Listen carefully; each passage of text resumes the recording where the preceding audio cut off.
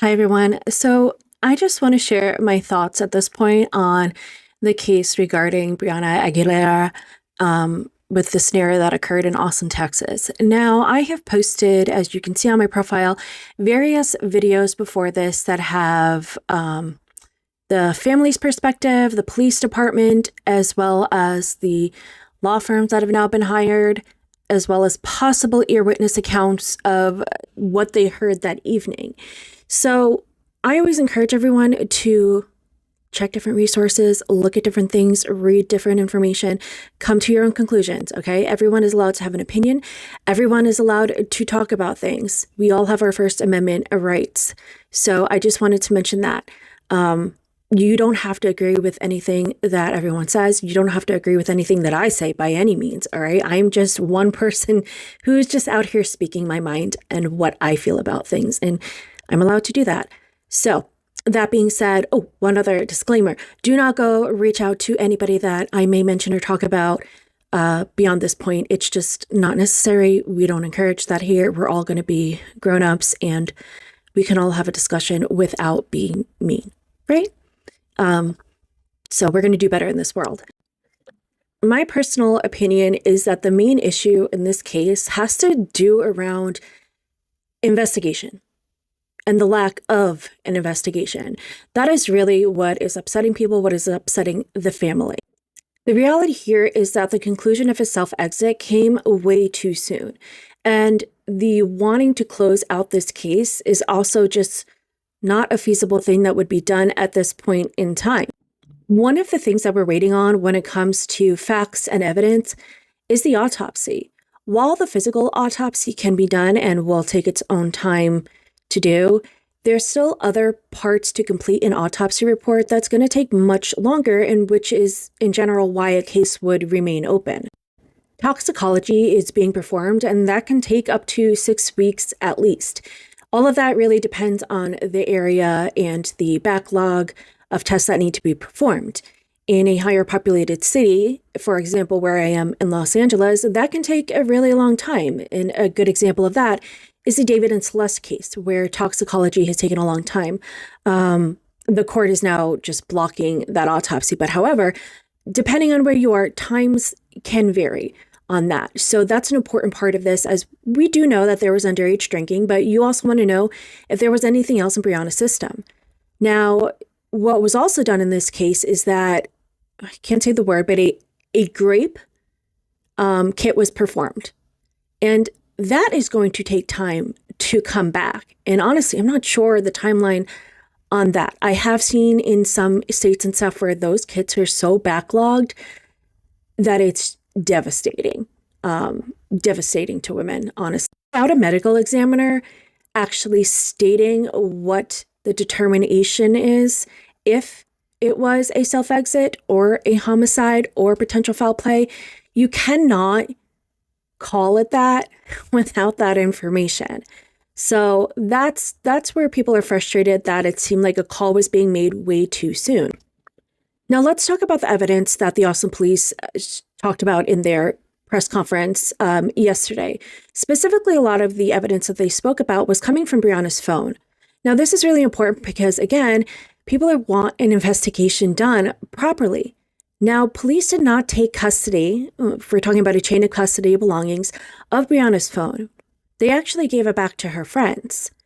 The point at which they had custody of Brianna's phone and actually did something with it is when Brianna's mother, Stephanie, came into town on Monday after the passing of her daughter and made the police take the phone back and use their software to download all the information off of the phone to see if they could find anything suspicious or find out anything else that may shed light on Brianna's passing.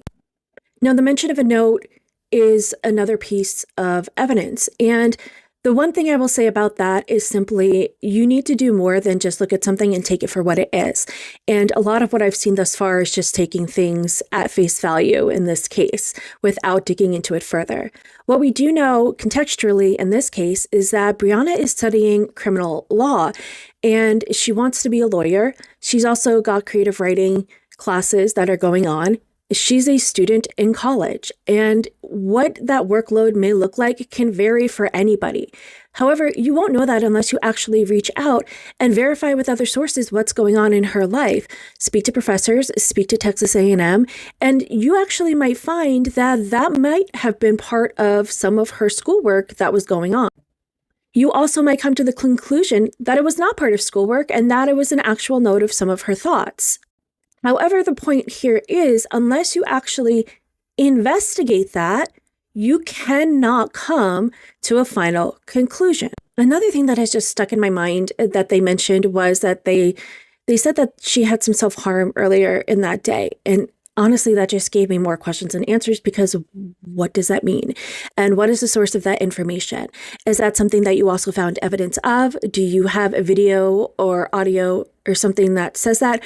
Or is that just verbally coming from interviews that you did with the people that were around her that day? And now when we talk about the people that were around her that day, they mentioned that they've done interviews and possibly follow-up interviews as well, and that people were willing to do that.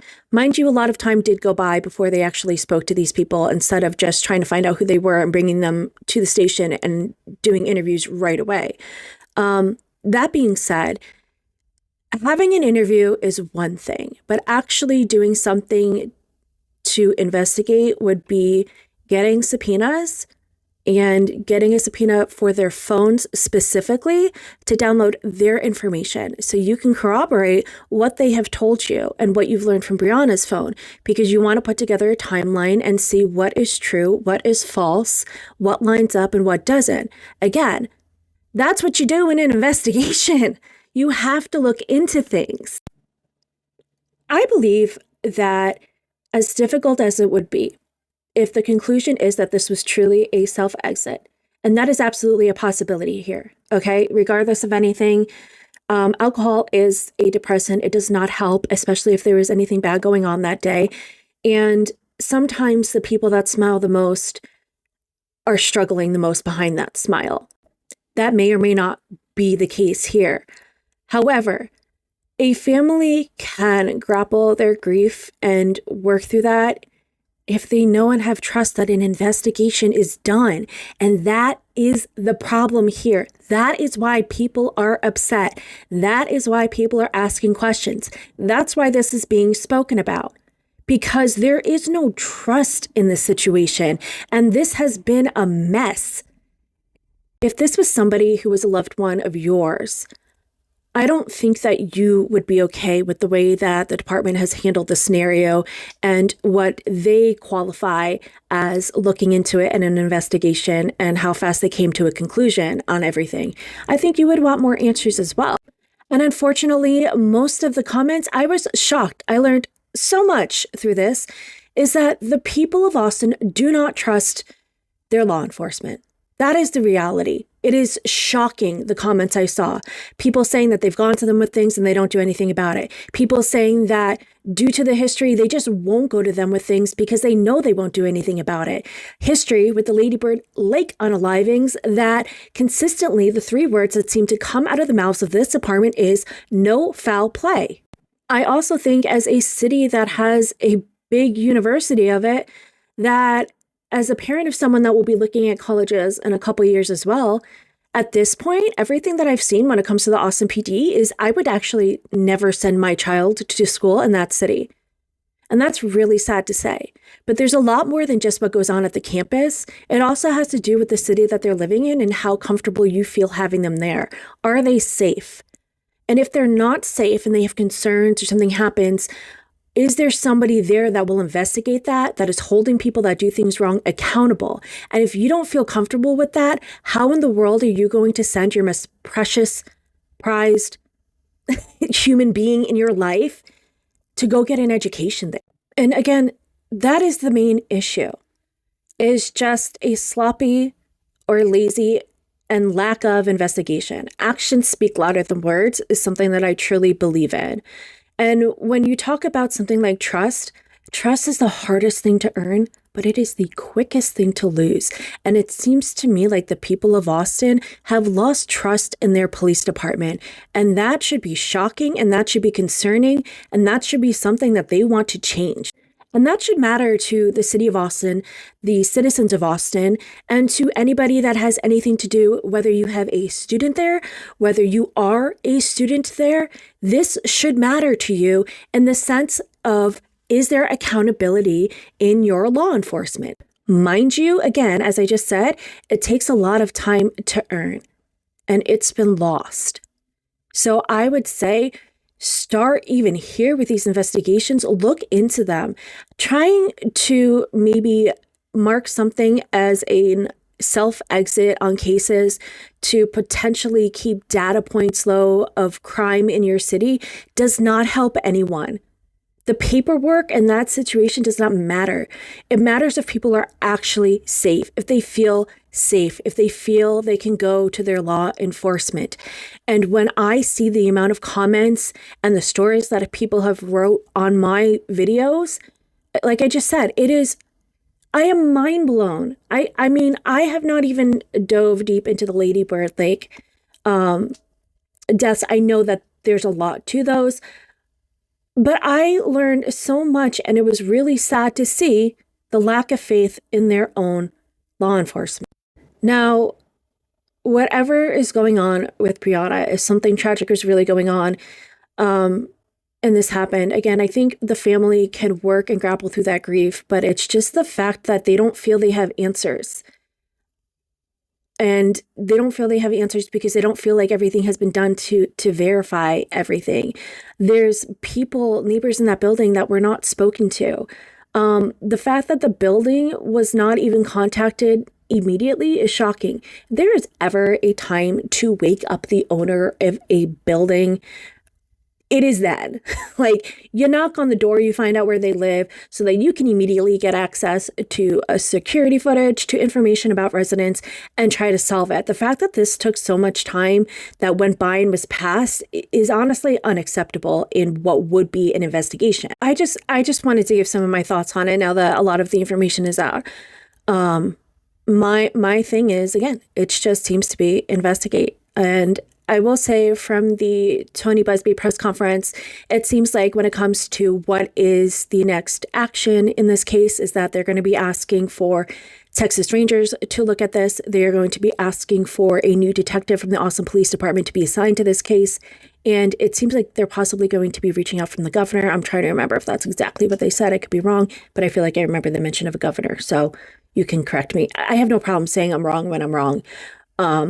We're human beings. We make mistakes. So, but I believe that was part of the call of action that they were going to do next in this case.